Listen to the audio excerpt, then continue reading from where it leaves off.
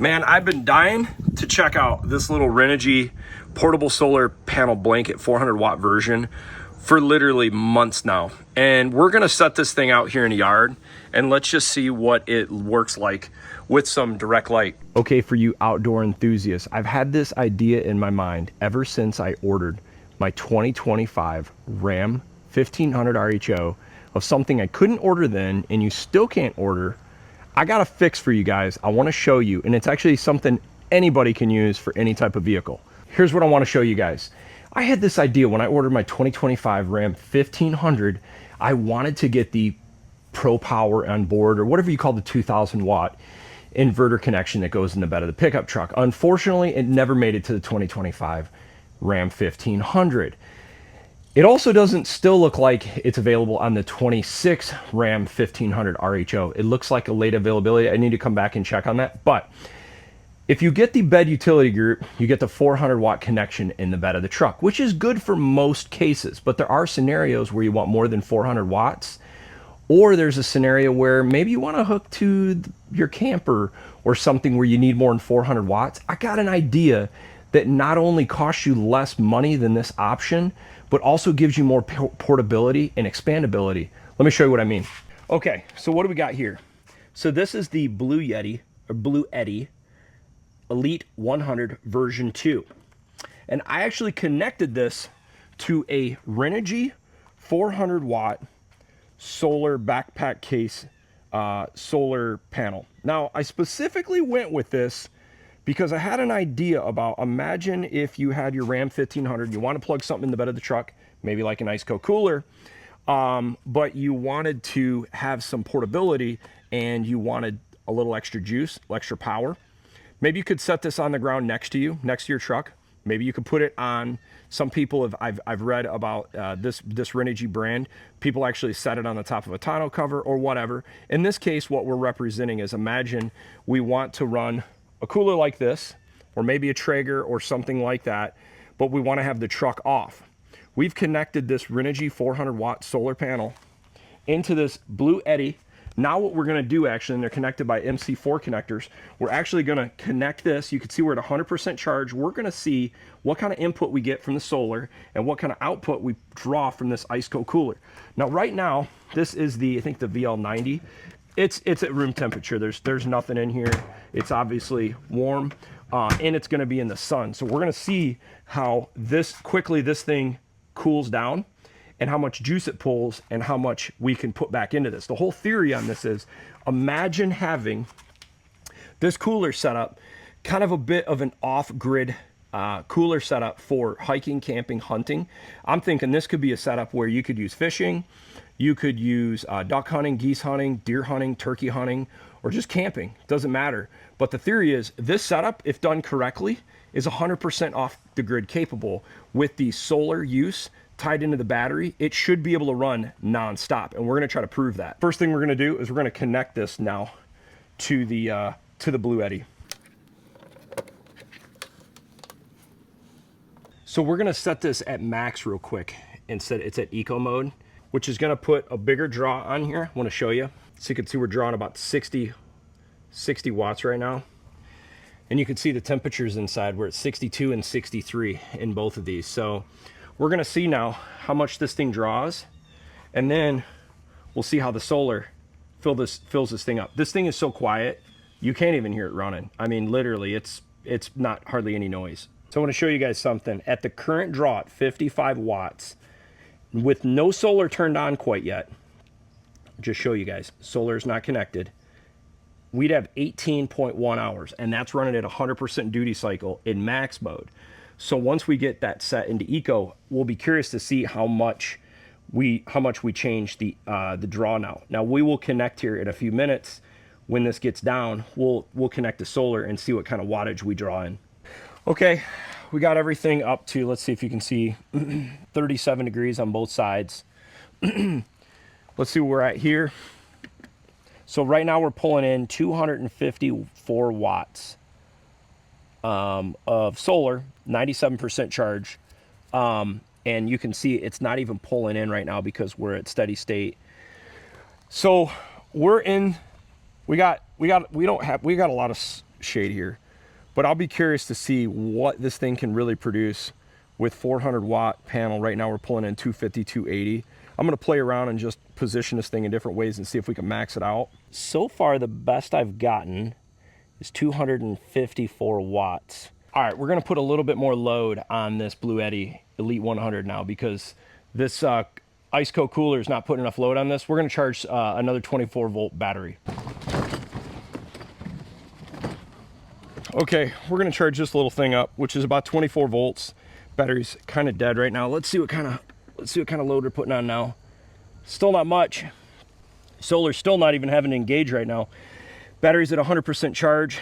Okay, we're gonna try to put a little bit more load on this generator, and we're gonna try to charge this little kid KTM SX5 and see how it does with this draw on there. By the way, if you guys are interested in knowing a little bit more about my thoughts on the KTM SX5, happy to do a video on it if you guys are interested. Kind of tamed down right there.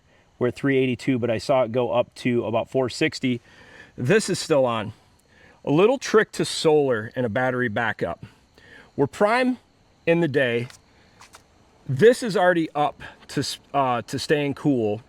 Let's take advantage of some of the extra capacity we have in solar during the day, because during night hours, we obviously don't have solar. So the goal is try to maximize during the day, your daylight hours. So we'll take that extra 300 watts or 250 watts of solar right now and put these into, input that into the dirt bike. By the way, check this out. I don't know if those are fighter jets or what these are. Something flying over right now. Looks pretty cool. It's a prime example of what I'm talking about, guys. Look at this. I got 194 watts of output and 261 of input. So even if the cooler picked up right now, we'd be 190 plus 60, 250.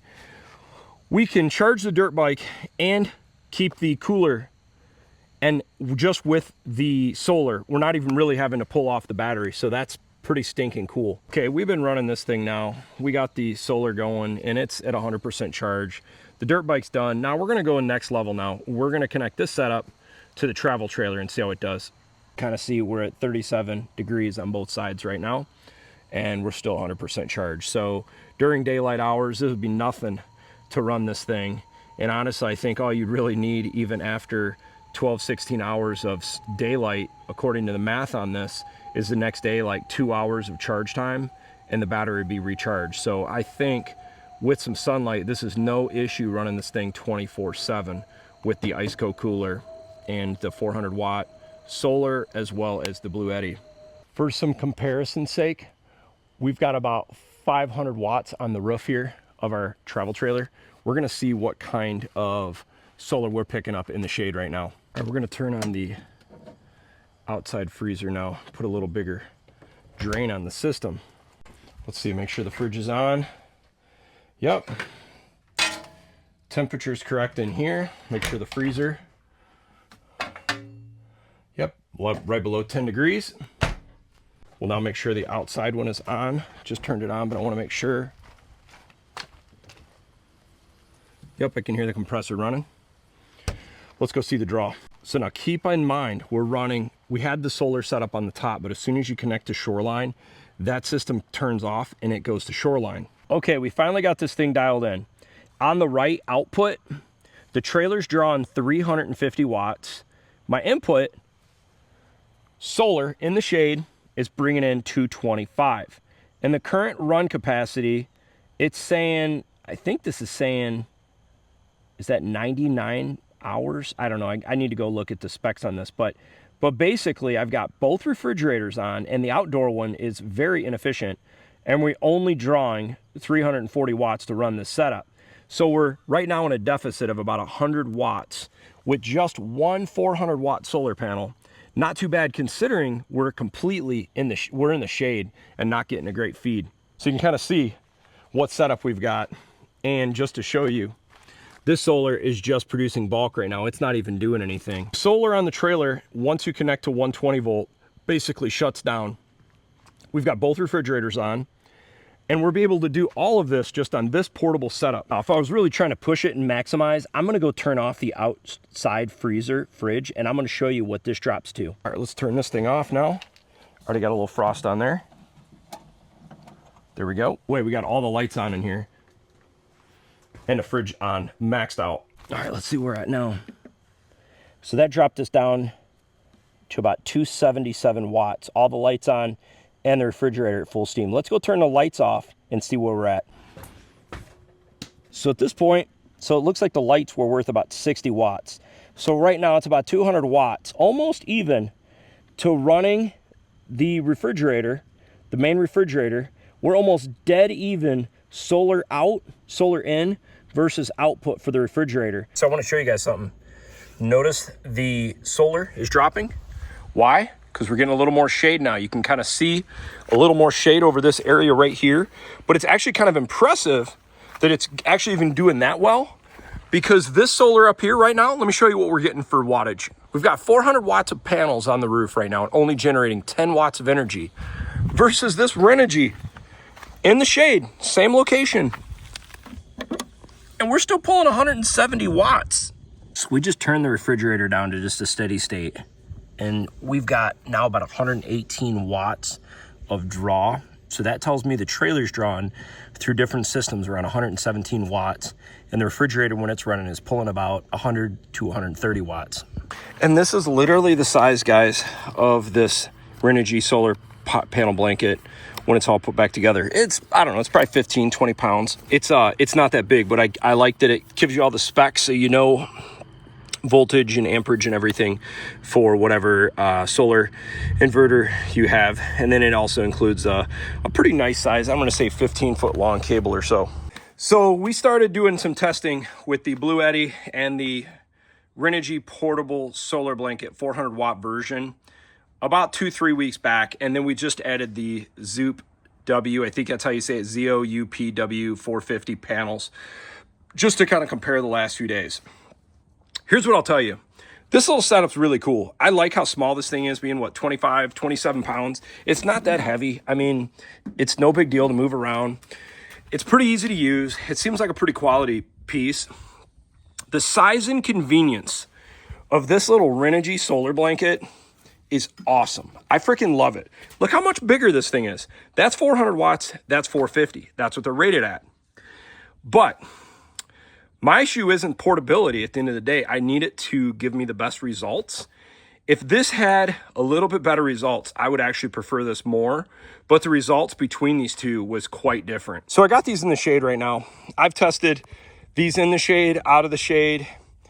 I love how this is designed, and I think this Renogy solar blanket, if this can be improved, I think this is going to be a game changer for people like mine in the outdoors that wants a setup that's really neat and portable and packs away amazing. But at the end of the day, what's the goal and why we buy these? We're looking for wattage from the sun. The best I ever got with this was around 300 one time. Most of the time I saw in perfect conditions between 180 and 220 watts. Based on the fact that this is I did get a 250 watts, but that was like one time over almost a few weeks. And it still worked. It charged our little Blue Eddy, no problem. This thing, out of the box, you can kind of see size-wise. You know, you got to set it up with the legs in the rear and position it towards the sun. I was getting, even in the shade, 220. That panel over there would be shaded, and I'd still get 220 watts. And I was getting over 390 watts in many cases. The downside to this one is portability. It's a lot bigger. I wish that... I'm thinking about when I put it in the bag of creating some sort of a little bit more protection, because I like how this all folds in so it protects on the outside. The panels don't get a chance of something hitting it, where this, when it's in the box, the outer surface is actually these panels. But this is the new version, and I've been looking it all over. Everything looks pretty quality. All the hinges look good. I don't know. I think it's a pretty decent setup. I like that it's got the MC4 connectors. It was producing 48 volts, no problem. For me, this was a little bit better performing. I think that this one, maybe I just got a defective unit. It's very possible. I want to figure this out again in the future. I want to try this if they make some improvements, because this is so far superior from a usability of just packing away, where this is substantially bigger. So if you guys are looking for a setup, obviously I can share the links down below if you're interested in either one of these. There's different use cases. I'm probably going to be doing more testing with this setup in the future. Hey guys, hope you enjoy something a little bit different for the channel, but I hope you guys enjoy this content with the solar panel setups. And we're going to be doing more of this. So some of you might be asking, how does this relate to me? Solar, electric generator, all this. Imagine you want to order a new Raptor, a new RHO, any new truck, and all you've got is a 400 watt plug in the bed of your truck. And maybe you want to charge a little dirt bike like this, or maybe you want to do a cooler like this all at the same time. You're not gonna have enough wattage on that plug. Plus, the truck will need to be on. This setup right here, you could run it on the grass next to the truck. And if you're careful, maybe on your tonneau cover, like Renogy mentions. I saw pictures on their website where people put them on the vehicles and whatnot just to capture sun. But the whole point of this is giving you guys options. Plus, what I like is you go spend $1,000, $2,000 on one of these 2,000 watt inverter plugs in the back of a truck, which is cool. Don't get me wrong. You spend $1,000, $1,500, $2,000 on that. It's stuck just in that one vehicle. I can take this anywhere, any vehicle. I could connect it to our trailer. I think it's a super cool setup. And in the world we live right now, I think preparedness is a great place to be. Having extra coolers and extra ways to create energy and store energy, I'm all about that. So if you guys are interested in any of the IceCo cooler or the Blue Eddy solar generator or the Renogy solar 400 watt backpack, I'll put a link down below. You can purchase if you're interested or not.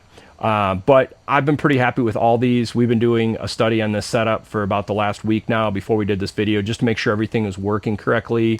No weird issues with the apps, firmware updates, and everything's working great. Hey guys, if you want to see more content like this from CTech-review, leave your comments down below. I'd be curious to see what you guys think of this as well. And if you like the video a lot, feel free to like and subscribe. Thanks for watching.